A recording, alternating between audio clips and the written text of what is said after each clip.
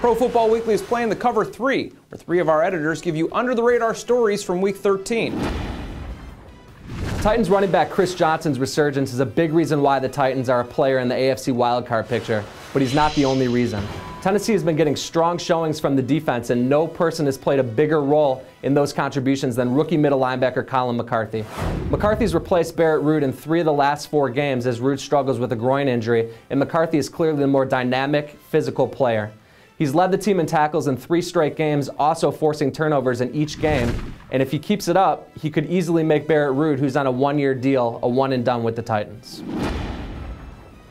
Vikings head coach Leslie Frazier, for the 2nd straight week, made a questionable decision that cost his team the victory. In Atlanta on 4th and goal, he called for a Toby Gerhart run that ended up getting snuffed out. And then this week against the Broncos, a little bit of an unusual situation, also near the goal line.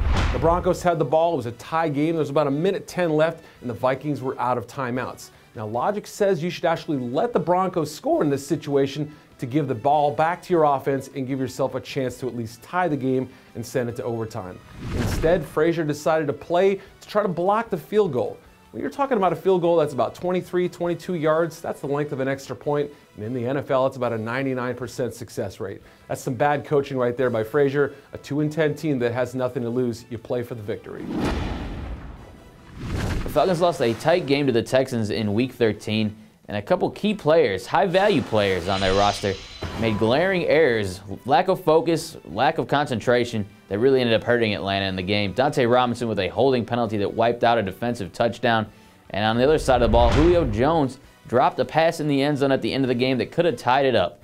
Now, Atlanta is still very much alive in the wild card race, but if they look back on this season and wonder why they didn't end up making the playoffs, they'll look back at that loss to the Texans and wonder just what could have been.